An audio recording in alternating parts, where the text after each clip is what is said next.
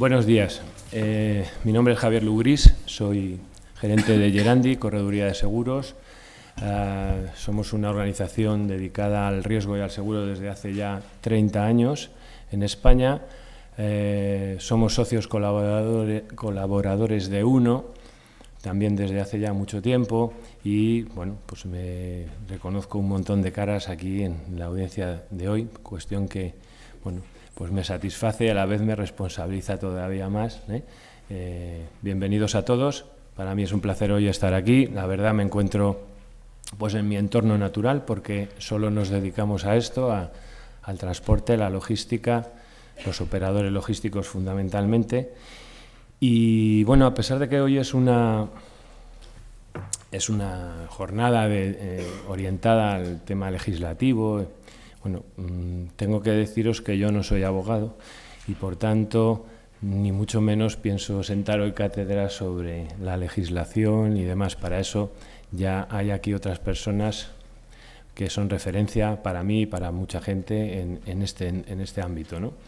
Nosotros nos dedicamos a los seguros. Ya Santiago hablaba de la pelea con los seguros, por tanto es verdad que tiene muchas veces connotaciones pues de conflicto, ¿no?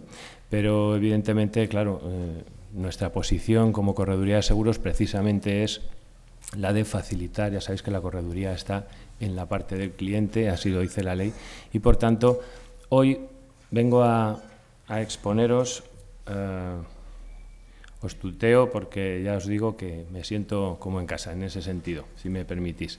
Hoy vengo a exponeros, pues dentro de la presentación, dos cosas. Por un lado, bueno, pues he diseñado un sencillo cuadro en el que podemos ordenar todos los seguros que entendemos que debe tener un operador logístico, y eso me dará pie a hacer comentarios sobre una gestión adecuada de los riesgos y, bueno, determinadas claves, porque ¿qué puedo aportar yo? Pues puedo aportar sobre todo mi práctica diaria en el campo del seguro, en el campo de los siniestros, en el análisis de los riesgos, ¿no? Y irá por la vía más bien práctica o de experiencia de nuestra correduría. Y luego, en la segunda parte, ya me centraré más en la parte de siniestros y también intentaré dar poner claves del éxito. Bueno, a lo mejor es un poco rimbombante, pero ya me venía de uno puesto así. El caso es que, sí, bueno, son detalles que hay que tener en cuenta y que nos pueden ayudar mucho en la resolución de los siniestros. Bueno, pues empiezo ya directamente. Esta es el detalle de lo que hemos visto y haceros ver que lo que hemos hecho ha sido hacer un cuadro que tiene abscisas y ordenadas en las que, por un lado, están seguros para los bienes, seguros para las responsabilidades y seguros para las personas, y luego lo vamos a cruzar con aquellos bienes o responsabilidades que atañen a los daños propios, que los vamos a distinguir entre materiales y personales, y esos daños a terceros que en el caso concreto de los operadores logísticos, operadores de transporte, pues tienen la especificidad de que muchos de los daños a terceros que producimos, digo producimos porque yo ya casi soy del gremio, pues se producen a los clientes, no dejan de ser terceros, pero hacemos esa distinción. Vamos, como veis, primero con seguros para los bienes. Y dentro de los seguros para los bienes tenemos instalaciones, transporte de mercancía, vehículos y otros. Muy bien. Y dentro de los de instalaciones, que es en el que nos vamos a centrar ahora, hablamos de los daños que pueden sufrir nuestros elementos, nuestras inversiones, nuestro material. Concretamente, la póliza de instalaciones, que muchas veces suele ser una póliza relegada a un segundo plano, porque generalmente se suele centrar mucho en la póliza de transporte, quizá su coste muchas veces es superior, se usa todos los días y bueno, pues todos los días hay faltas y averías dentro de nuestras organizaciones. Sin embargo, la póliza de instalaciones, bueno, Bueno, pues precisamente cubre el mayor riesgo, el cúmulo de riesgo mayor que puede sufrir un operador logístico, ¿no? Que es, bueno, en esas naves impresionantes que tenéis más de uno de vosotros, pues reunís un capital que en caso de un siniestro total, pues sí que puede, si no está bien asegurado, si no hemos hecho bien la gestión de los riesgos, sí que puede amenazar seriamente la cuenta de resultados de ese año o incluso la supervivencia de la empresa, ¿no? Y concretamente empezando por la edificación, que puede ser propia o alquilada, precisamente es un elemento que muchas veces también se pasa de soslayo. Yo hoy estoy aquí con los señores responsables muchas veces del tema jurídico y por tanto es muy posible que se haya analizado, pero todos sabemos que en el día a día del operador las prisas, el no poder analizar adecuadamente los riesgos nos puede conllevar a consecuencias indeseables, ¿no? Entonces, en definitiva, me refería al tema de la edificación. Si es propia, evidentemente, asegurarla adecuadamente, ¿no? Pero si, como muchas veces es arrendada, nosotros somos inquilinos, tener en cuenta, por un lado, que puede ser que el propietario nos obligue a tener un seguro de daños de la nave. Bien, en ese caso está claro que lo vamos a hacer, pero si no fuera así, la alternativa, o cuando nos dice el propietario, no te preocupes que esto ya está asegurado, ¿no? Que es la frase típica en la que yo digo, bueno, precisamente el que te tienes que preocupar eres tú, porque el que tiene el seguro es él, y si hay un siniestro, su compañía de seguros indemnizará y luego ejercerá su derecho de subrogación y repetirá contra vosotros como responsables del siniestro. Por tanto, si existe ese seguro por parte del propietario, lógicamente debe exonerarse en el contrato de arrendamiento al operador logístico y a su vez la compañía de seguros del propietario debe renunciar a su derecho de subrogación, porque bueno, muchas veces es complicado obtener ese tipo de renuncia, y entonces al final hay que tomar decisiones de asegurar por cuenta propia la edificación. No es fácil obtener esa renuncia por parte de la compañía de seguros. En cualquier caso, también hay otra opción, también con el tema de edificación, que es, luego veremos en la parte de responsabilidad civil, que es establecer un límite suficiente en la garantía de responsabilidad civil locativa, que llaman locativa, que lo habrán puesto lo de los seguros para que no se entienda, me imagino. Pues locativa ya sabemos que es la responsabilidad civil que el inquilino tiene frente al propietario del edificio. Entonces, tendremos que hacer un cálculo adecuado del valor de la nave para que en caso de un siniestro total tengamos suficiente límite en la cobertura de responsabilidad civil locativa.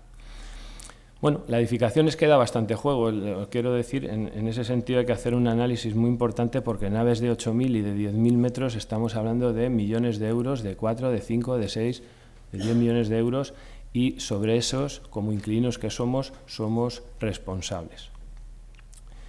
Bien, el tema de obras de reforma, otro error que se puede cometer es, bueno, la nave no es mía, por tanto yo no aseguro nada de continente de lo que es la edificación. Bueno, pues eso significa una pérdida de coberturas muy importante en caso de determinados siniestros sobre las instalaciones o las reformas, mejoras que hemos hecho en la nave. Por tanto, dejar a cero el continente es un error también recurrente. Mobiliario, maquinaria, instalaciones y ajuar industrial. Bueno, ahí hacer una anotación sobre la necesidad o la recomendación de establecerlo a valor de reposición para intentar no incurrir en depreciaciones. Y luego, bueno, hay una serie ahí de elementos, equipos electrónicos, vehículos propios estacionados, que muchas veces a lo mejor pues, no se quiere tener un seguro a todo riesgo para los vehículos, pero sin embargo, porque entendemos que bueno, podemos asumir a lo largo del año pues, la pérdida de 1 o 2 unidades, ¿no? En caso de un siniestro total. Pero claro, en los almacenes hay un cúmulo de riesgo de vehículos que hace que a lo mejor no podamos asumir la pérdida de 10 o 15 o 10 o 12 o 8 o 9 unidades de cabezas tractoras y semirremolques que puedan sufrir un incendio conjunto. Pérdida de beneficios, la gran olvidada generalmente en los operadores logísticos. Es una cobertura difícil de entender en el tema de operadores logísticos, pero sí que es verdad que la sofisticación que está alcanzando las instalaciones logísticas hace que sea difícil reanudar la actividad de manera automática como se pensaba antes. Muchas veces se pensaba, bueno, pues si queda inutilizada mi instalación, pues más o menos al día siguiente tendré que alquilar una y a base de mano de obra pues podré poner en marcha mi instalación. Sin embargo, ahora todos sabemos lo que ha evolucionado la logística, los medios mecánicos, técnicos que se utilizan, y reponer eso, poner en marcha otra vez la instalación puede suponer una pérdida de beneficios dentro de la empresa que debe estar adecuadamente asegurada. Metálico, otros, eso ya es bastante normal, ¿no? Bien, seguimos en la póliza de instalaciones. Seguimos en la póliza de instalaciones, hemos hablado de lo que son nuestras cosas, como si dijéramos, y ahora hablamos de daños a terceros. Esta cosa rara que son los operadores logísticos, que es que las existencias suyas no son suyas, sino que son de terceras personas y por tanto no sabes si ponerlo en la parte de responsabilidad civil o ponerlo aquí en la instalación, en el tema de daños, seguros para los bienes. Lo he metido en seguros para los bienes y una cosa a recordar, y evidentemente, es que cualquier mercancía almacenada en un depósito, a diferencia en el régimen de transporte, no existe esa limitación por kilo, que aunque os parezca mentira, ya sé que vosotros sois todos expertos en esta materia, pero me he encontrado muchas veces que intentan limitar también por kilo, ¿no?, en un siniestro de mercancía en depósito. Aquí no, aquí todavía, desgraciadamente, no hay una legislación propia de los operadores logísticos, almacenistas y demás. Bueno, si la hay, nos remitimos, me parece, al Código de Comercio, en el que hablan de que el señor que se queda con las mercancías de otro y las tiene en depósito y las tiene bajo su custodia es responsable del 100% del valor de la mercancía, ¿no? Por tanto, bueno, ahí se genera, como todos sabemos, una problemática que es ¿qué valor tengo yo dentro de mi almacén en mercancías? Porque muchas veces lo desconozco.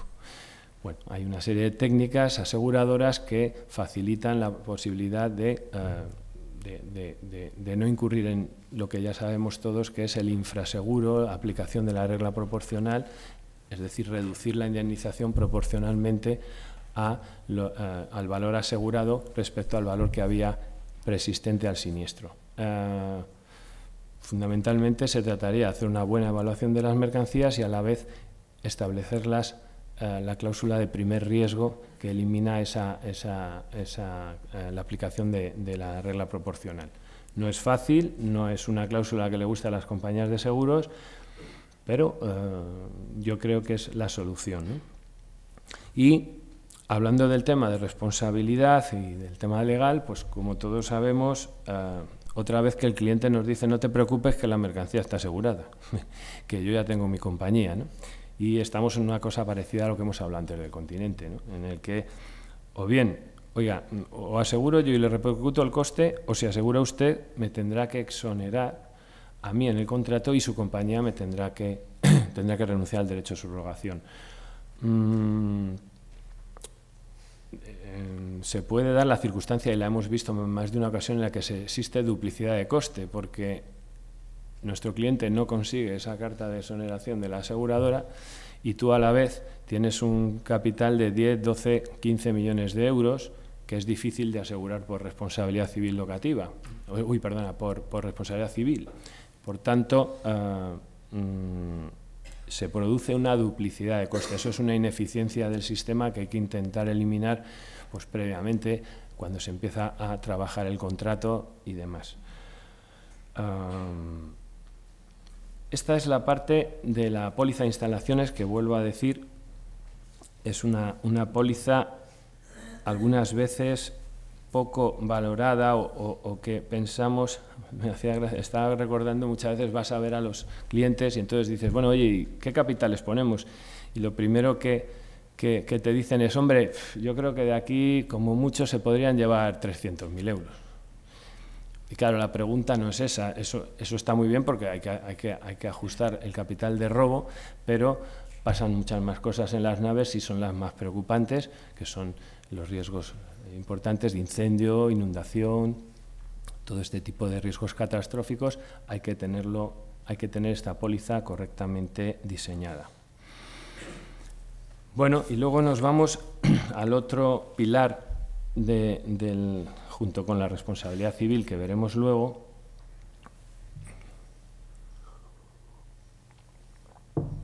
que es la póliza de transporte de mercancías, ¿no? Que es un poco la póliza estrella, porque se utiliza mucho, es una herramienta comercial, no deja de ser una herramienta comercial con los clientes para garantizarles el valor de sus mercancías y demás.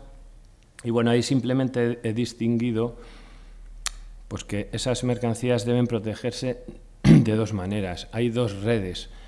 Podríamos decir que la red de abajo del todo es la póliza propia que contrata el operador logístico, pero también es muy interesante, y viene al caso de la jornada de hoy, la importancia que ha tomado la subcontratación en el transporte, establecer un programa sistemático y controlado de homologación de seguros para los proveedores de transporte, para los autónomos, para las empresas que trabajan con vosotros, ¿no?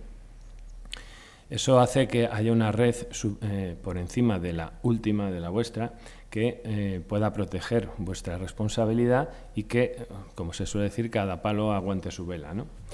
Entrando en la póliza propia, en la póliza que está típica, que se hace por facturación o por un volumen anual de toneladas, en fin, tenemos las dos vertientes que todos conocemos: responsabilidad legal y luego la posibilidad de garantizar hasta el 100% del valor de la mercancía a través de cláusulas inglesas y CCA o riesgos nominados. Bien, es verdad que se ha generalizado también dentro del mercado de seguros la convivencia de ambas coberturas en un único contrato, en una única póliza, que al principio parecía una aberración, pero que bueno, el mercado se ha impuesto.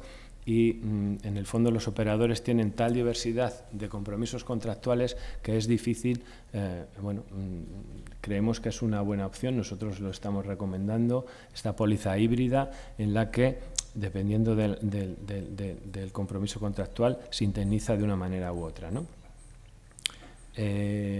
Responsabilidad legal, CMR y ley de contrato de transporte, que por cierto, CMR, viéndolo el otro día para no sé qué otra cosa, ha subido la cotización esta de la unidad de cuenta, ha subido casi 2 euros en los últimos meses. Te quiero decir que antes estaba en 9 euros y ahora está en 10,80. Eso en un tráiler de 24.000 kilos sube el límite de indemnización de manera importante, ¿no?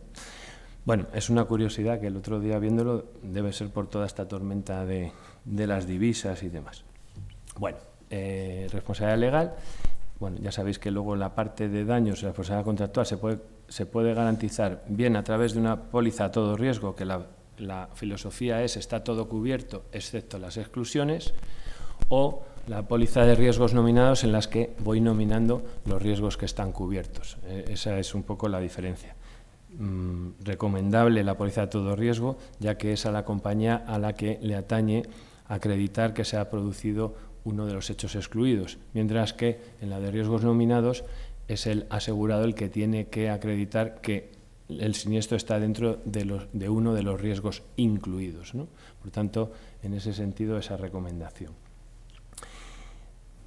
Por supuesto, todo el tema de gastos asociados al siniestro. Y llegando al tema del programa de homologación de proveedores, que para nosotros es un tema que está cogiendo muchísimo auge. Hay una honda preocupación en el sector por establecer unas relaciones con sus proveedores que sean lo más claras posibles y que puedan y evitar esos hechos indeseables, que es que estos proveedores tengan unos contratos de seguro no bien diseñados o incluso inexistentes.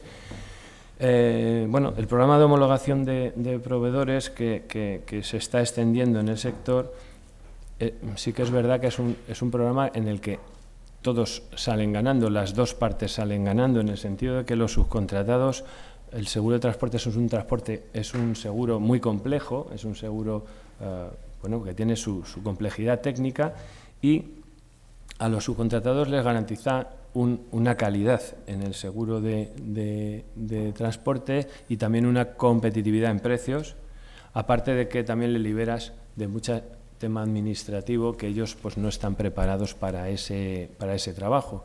¿Por qué? Porque es la correduría o es la empresa de seguros del operador logístico la que se encarga de tramitar sus siniestros. Y para el operador tiene una ventaja fundamental, que es que tiene la seguridad de que las pólizas están en base a lo que él quiere. Se le puede colocar como beneficiario en caso de siniestro. Tienen un único interlocutor para los expedientes.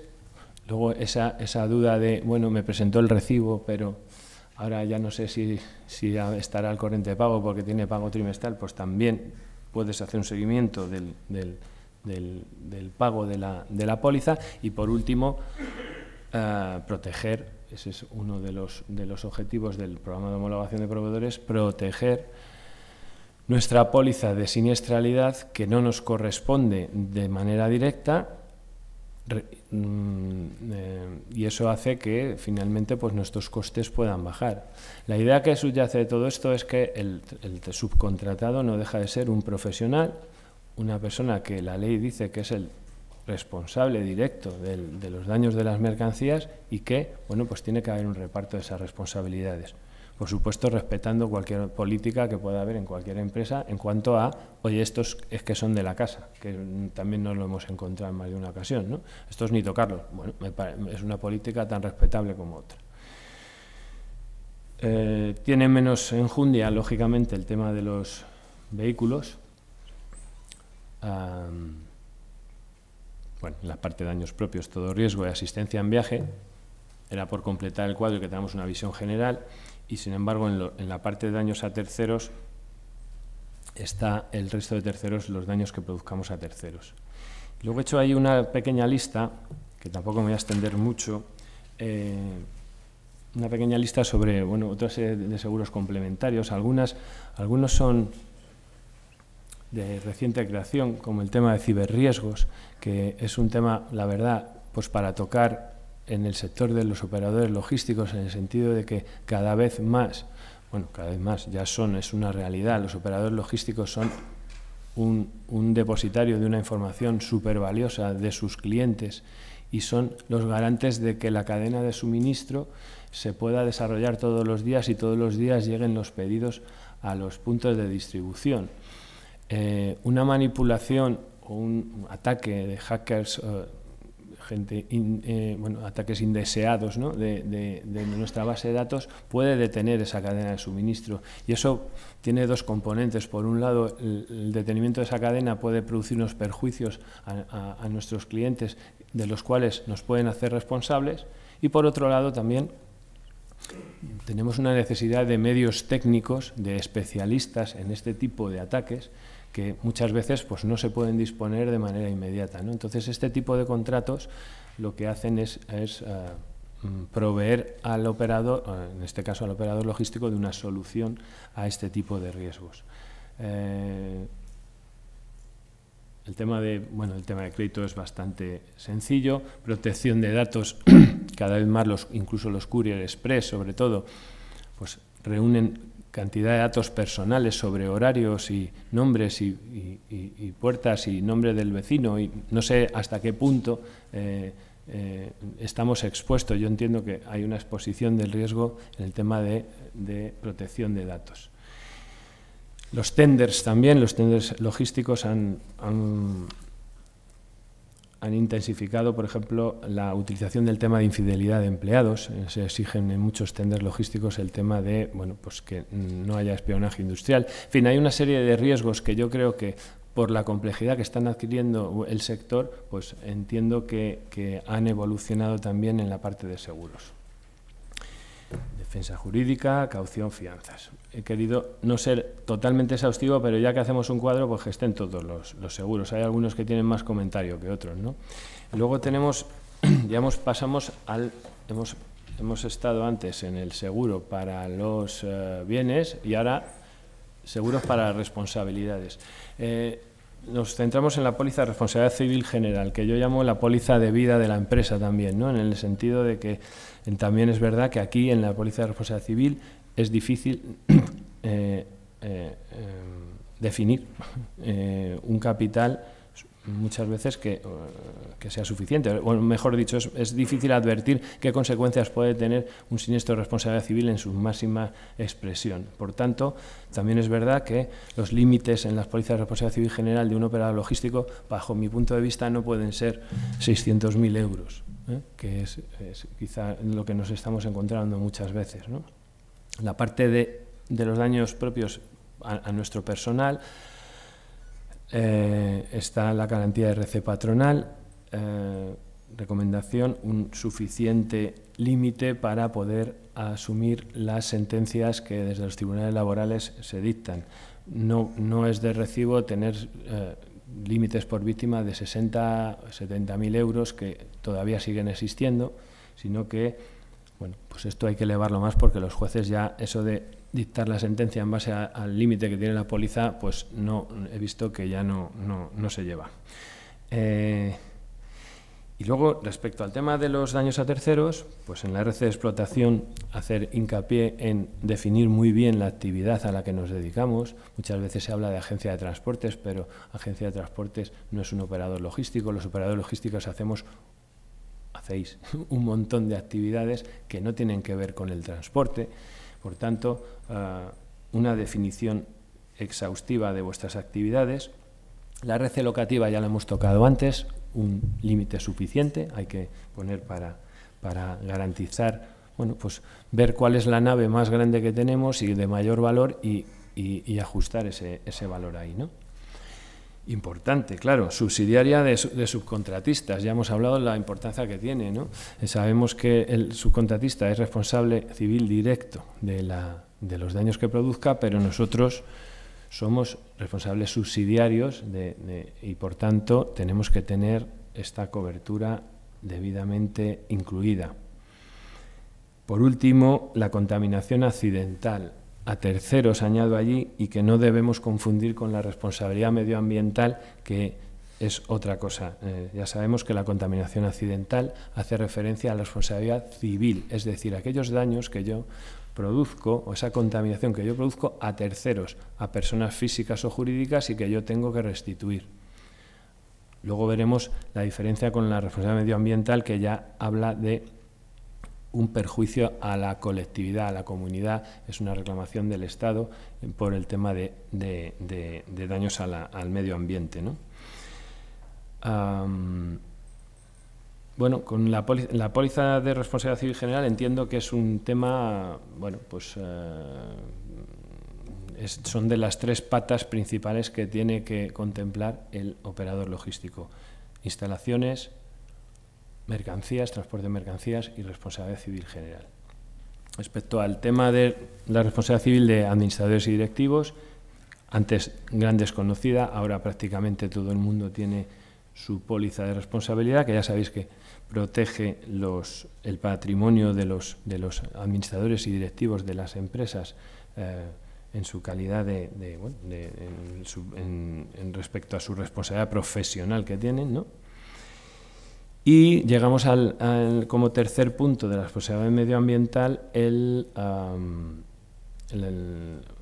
la responsabilidad civil, la responsabilidad medioambiental, que introduce, bueno, es una ley que ahora mismo está en vigor, que afecta a todos y cada uno de los actores que hay en la economía. Lo único que bueno, pues hay una definición en un anexo de esa ley en la que se definen qué actividades son especialmente peligrosas, en las que estas personas sí que, como si dijéramos, tienen una responsabilidad objetiva, es decir, es una responsabilidad objetiva, y por tanto, no sé si ha trascendido en el sector como que esta ley no afecta a todo el mundo, solo afecta a esas actividades peligrosas. No, simplemente es que en un caso es una responsabilidad objetiva y en el otro ya no lo es, pero cada vez más en los tenders, en muchos contratos, se exige a los operadores tener una póliza expresamente de responsabilidad medioambiental que cubra lo determinado por la Ley 26/2007.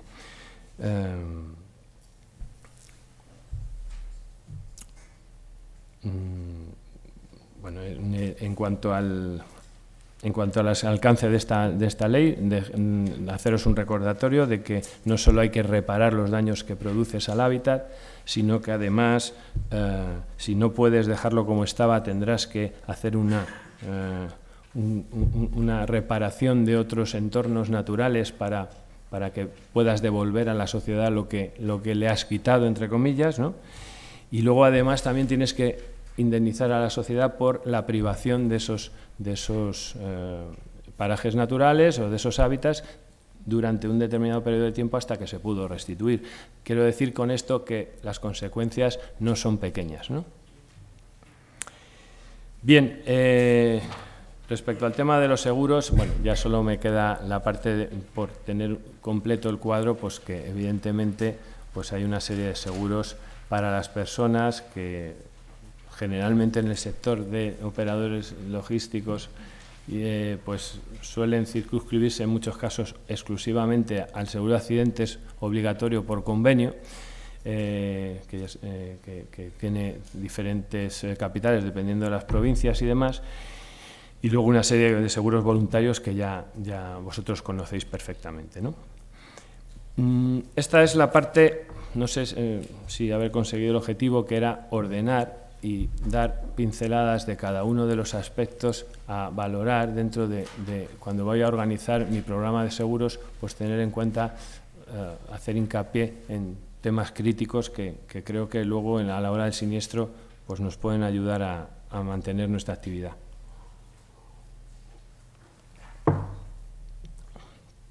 Y ahora paso, no sé cómo vamos de tiempo, ¿hasta qué hora tengo, Santiago? Vale.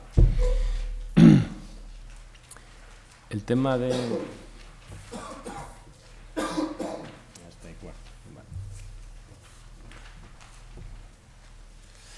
El tema de los siniestros. Aquí simplemente deciros que no voy a hacer una relación de todos los documentos que hacen falta para tramitar los siniestros.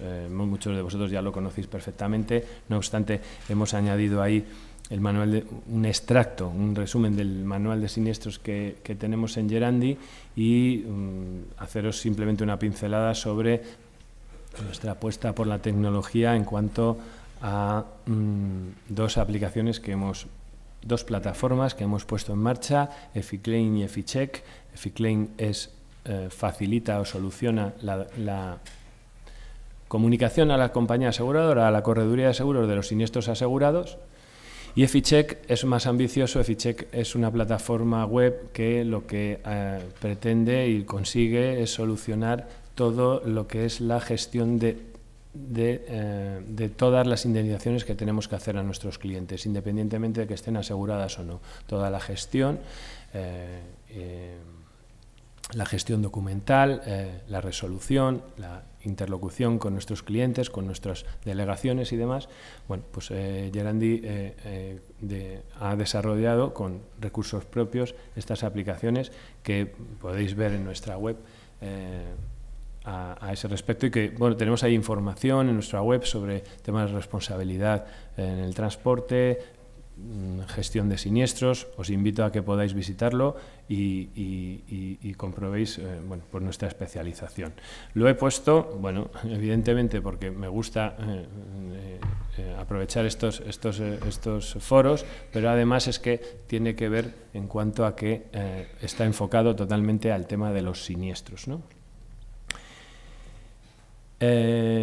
Divido esta parte de la presentación en claves generales y luego me he detenido exclusivamente en la parte de claves de la subcontratación. Estamos hablando de claves para la tramitación del siniestro, ¿no? Empezamos con el deber de aminoración de las consecuencias del siniestro, que es un deber del asegurado que siempre se da por sobreentendido, pero que nos encontramos con siniestros en los que la primera preocupación era llamar al perito, la primera preocupación eran otras distintas al deber de aminoración. Este deber de aminoración, si se incumple, puede tener consecuencias económicas para el asegurado, porque la compañía puede reducir la indemnización por los perjuicios que se hayan causado por la omisión de ese deber. Por tanto, aunque parezca mentira, es una de las recomendaciones que me han dado desde nuestro departamento de siniestros, ¿no? El tema de las fotos, qué valiosa es una foto o dos fotos en un siniestro en el que inicialmente no se pudo peritar la avería y la compañía no consigue ver la acreditación de ese daño.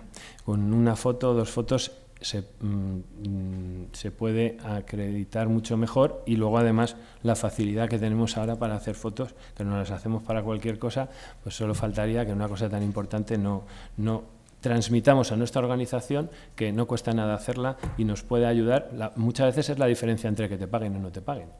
Eso es así. Las sorpresas, valoración económica inicial, petición de un presupuesto, ¿no? Principalmente para decidir si tiene que ir un perito o no tiene que ir un perito, pero también para ir dimensionando cada uno de los siniestros, haciendo las reservas adecuadas y no llevarnos sorpresas, como pasa muchas veces, que un siniestro que a simple vista parecía que no iba a tener consecuencias, al final se nos va a varios decenas de miles de euros y ya tenemos un problema con el cliente porque no lo teníamos tramitado correctamente. Hay que intentar hacer una valoración, meterlo dentro de un tramo económico, tampoco hace falta que sea exacto, pero sí tener una valoración. El perito, esa figura que, bueno, salvo excepciones, pues tiene que ser una figura colaboradora en el siniestro. Muchas veces, bueno, todos lo sabemos, son gabinetes independientes, gabinetes que, si bien las compañías de seguros son grandes clientes suyos, evidentemente, pero en su gran mayoría no son peritos de las compañías de seguro. Él sabe hacer muchísimas cosas que nosotros no sabemos hacer, que tiene un montón de recursos de los cuales nosotros no disponemos. Por tanto, entendemos que es importante esa actitud de colaboración con el perito. También recomendamos que el asegurado solicite el informe. Importante porque con eso conseguimos que nos llegue a nosotros el informe antes que a la compañía de seguros. Y creedme que una compañía de seguros, cuando ve algo no demasiado claro en un informe, pues es como si se quedase ahí una señal ya indeleble en el cerebro, y es difícil luego ya convencerle o aclararle, ¿no? en la tramitación de que eso no era así. Por tanto, pidamos el informe pericial, lo recibimos, lo analizamos, si tenemos que pedir alguna aclaración al perito la pedimos, y entonces podemos resolver aquellas dudas. Por ejemplo, lo típico de ¿podría tratarse de una mala estiba? Claro, eso queda muy bien para el perito, pero como lo lea la compañía de seguros ya vamos a tener problema. Oiga, defínase, ¿cómo que podría? Ya sé que podría. O podría tratarse de una deficiencia de embalaje. Todo embalaje es susceptible de ser mejor. Todo embalaje, hay que ver si es el uso y la costumbre. Todo ese tipo de cosas es mejor anticiparse a los problemas, ¿no? Las compañías, ¿por qué tengo que pagar al 100% el valor de la mercancía? Si tenemos 5,92 euros kilo. Acredíteme usted de alguna manera que tiene un compromiso con su cliente de garantizar el 100%. Es verdad que en una gran mayoría de las veces no se tiene, porque se empieza a trabajar y al día siguiente, o sea, el día ya estás trabajando y a lo mejor por escrito no queda este tipo de temas. Pero, en la medida de lo posible, ir instaurando dentro de la organización la sensación de, oye, las condiciones contractuales tienen que estar por escrito.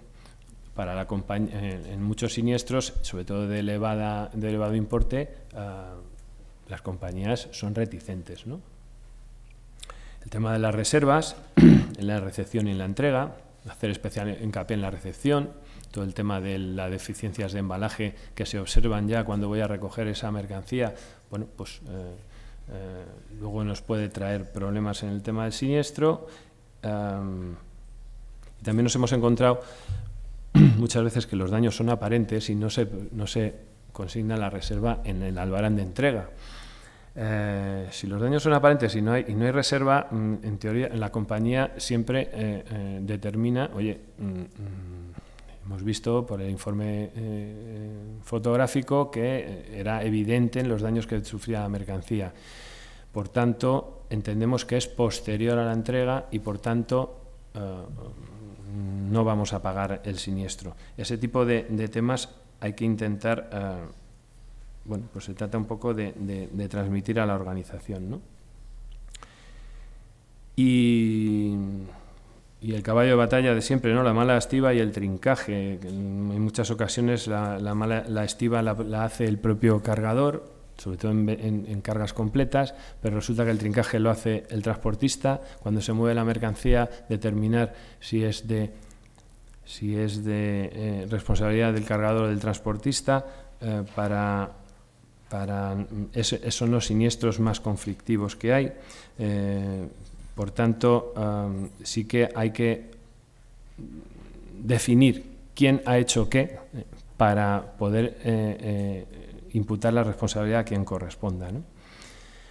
Estoy tocando temas que nos encontramos todos los días. Sí.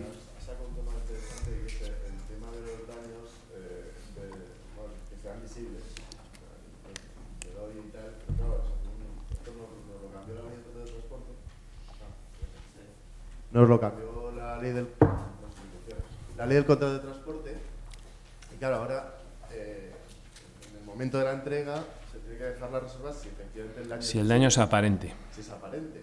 Pero claro, luego tenemos 7 días más de responsabilidad. Me gustaría saber cómo tratan eso, porque suele dar conflicto en la parte del operador con su cliente y supongo que eso también se traslada a la parte del seguro. Yo no sé cómo lo trata La verdad es que con las compañías no está habiendo problema porque es que la ley, como determina que tienes 7 días naturales para establecer, o sea, comunicar al transportista que hay unos daños ocultos o unos daños internos en la mercancía que no fueron aparentes en la entrega, las compañías en ese sentido, pues igual que vosotros, pues lo tienen que aceptar y no está habiendo problemas con eso. Yo estaba hablando del problema que hay cuando es aparente, no está la reserva y entonces la compañía puede entender que la mercancía se entregó bien y que ese daño que salta a la vista no se ha producido durante el transporte, sino que ha sido luego posteriormente.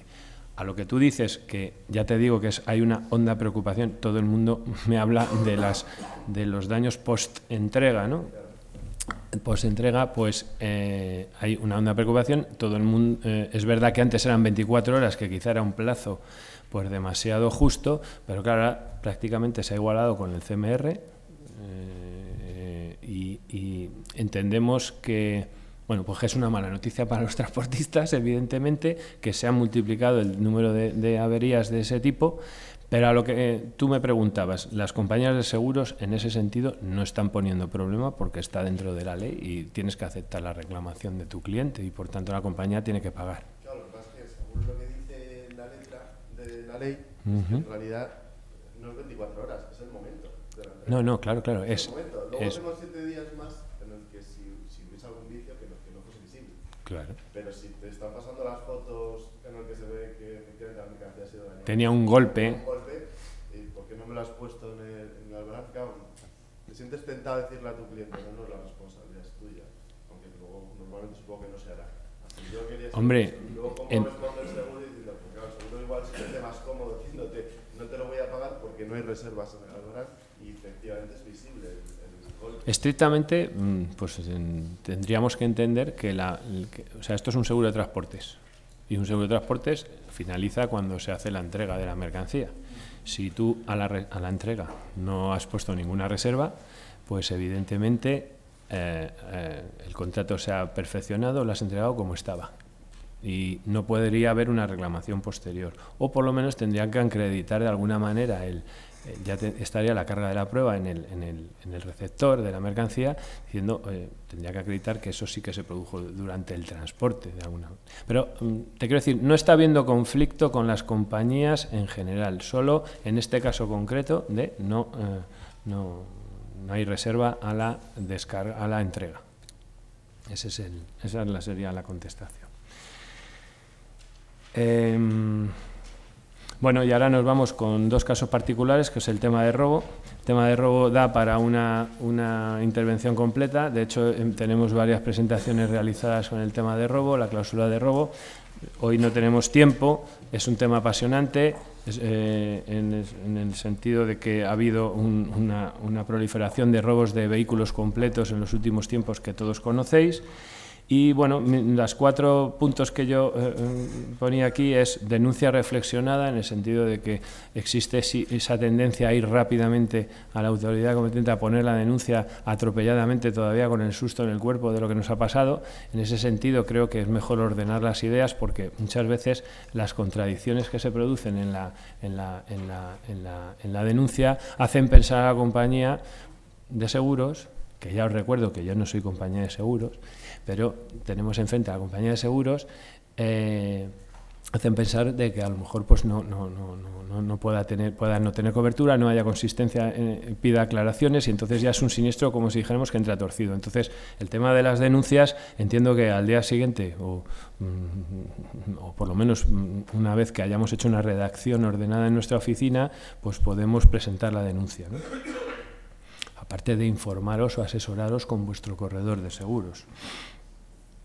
Muchas veces no existen factura de daños del vehículo. Si es un robo,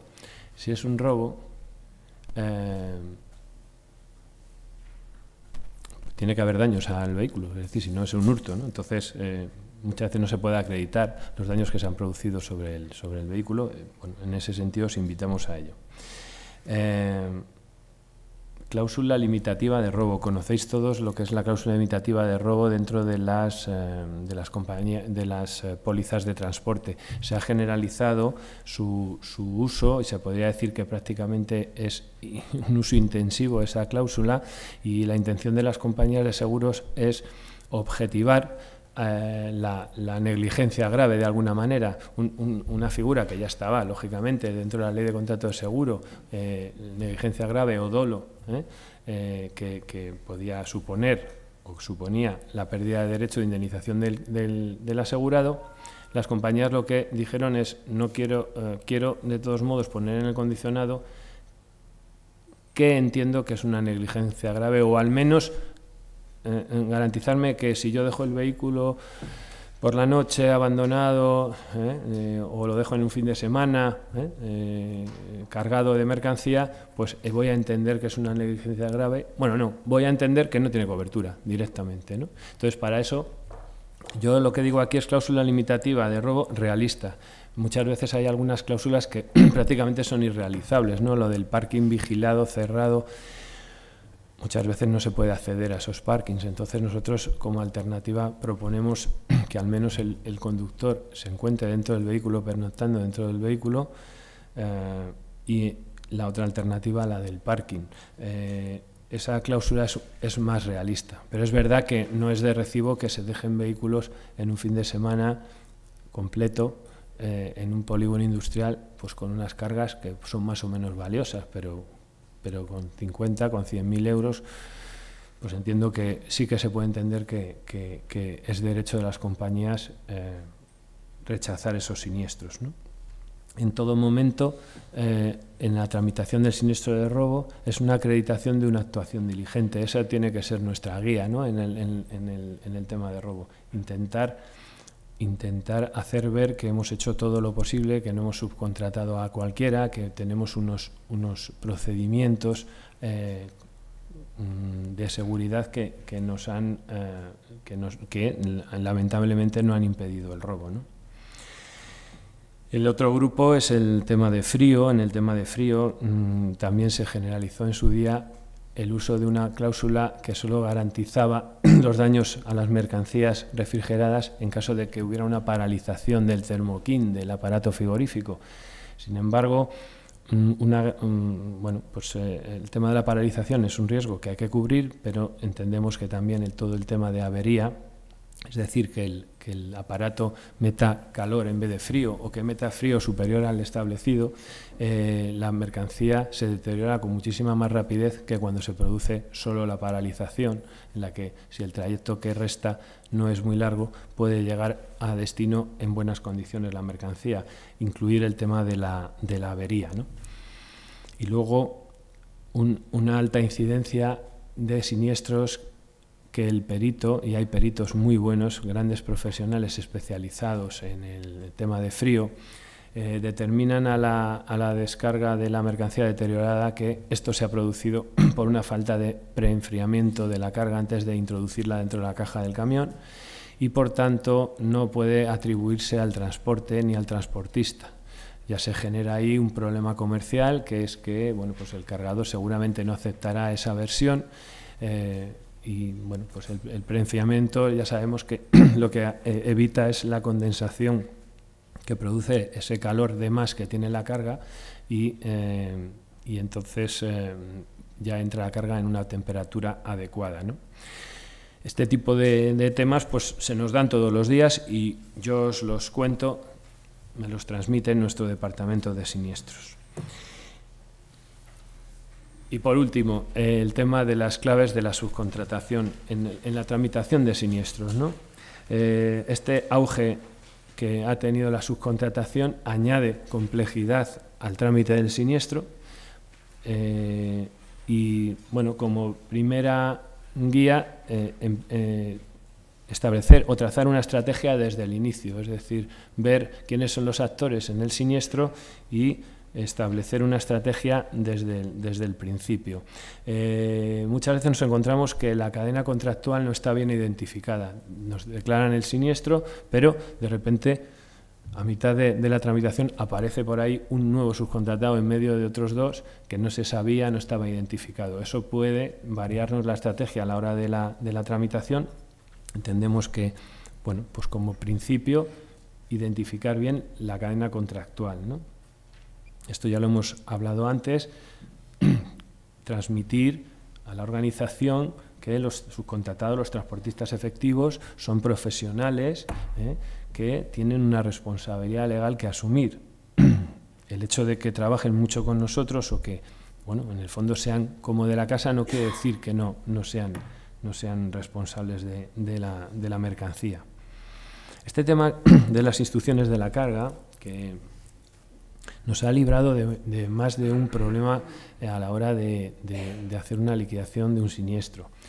Si nosotros como operadores somos capaces de dar por escrito instrucciones de carga claras de cualquier circunstancia, normalmente se suele recomendar, por ejemplo, respecto a lo que hemos hablado antes de dónde debemos dejar los vehículos, cómo los debemos dejar, pero pueden ser instrucciones de cualquier otro tipo.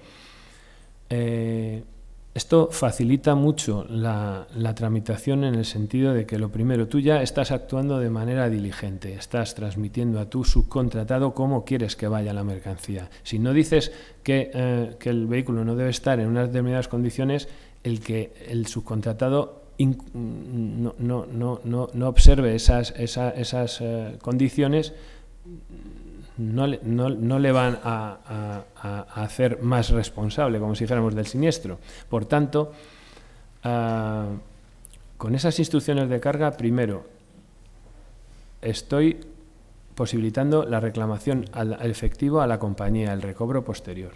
Y luego, a la vez, también, si él incumple esas normas que yo le he puesto, puede entender la compañía que existe negligencia grave y, por tanto, el recobro que haga la compañía podría ser de hasta el 100% del importe del siniestro, porque se quebraría el principio de limitación por kilo. Por tanto, a la compañía la estamos ayudando a recobrar el siniestro, que eso también revierte en nuestro beneficio a la hora de la siniestralidad. En fin, el tema de instrucciones de carga, que no está muy generalizado, creo que es algo que puede incluso en un momento determinado ser la diferencia entre una indemnización o no. Compartir gastos de peritaje, bueno, ese es un tema de costes más que otra cosa. También es verdad que muchas veces se deja en manos del subcontratado y ya se dice, bueno, ya tiene póliza, ya me la ha enseñado, resulta que no le he podido hacer ningún tipo de deducción, aunque por supuesto es irregular, pero sabemos que hay una práctica que es deducir el importe de las averías de las facturas de porte. Pero en este caso, por ejemplo, el siniestro es muy elevado y entonces no hemos garantizado que vamos a poder cobrar ese siniestro, le dejamos que tramite él con su compañía, a lo mejor resulta que comete errores de tramitación y al final nos encontramos con que nos viene el transportista diciendo que su compañía no le paga. Bueno, pues darle asistencia en ese trámite creo que al final también revierte en nuestro beneficio. No abandonar, no dejar a su suerte la tramitación en manos del subcontratado. El tema de la prescripción, que yo creo que todos más o menos conocemos, en cuanto a que, bueno, pues lógicamente la compañía de seguros puede, si se ve perjudicada porque no se han protegido bien sus derechos de luego reclamar posteriormente, pues puede reducirnos la indemnización o incluso reclamarnos aquella que se haya podido haber satisfecho anteriormente, ¿no?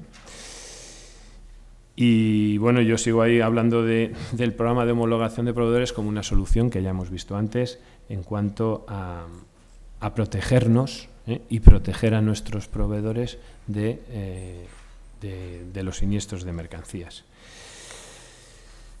Y esto es lo que os quería contar. Esto es el contenido de mi intervención y espero que, dentro de que los señores de los seguros somos un poquito aburridos, porque tampoco es que sea una materia demasiado, pero confío que os pueda servir de utilidad, ser de utilidad.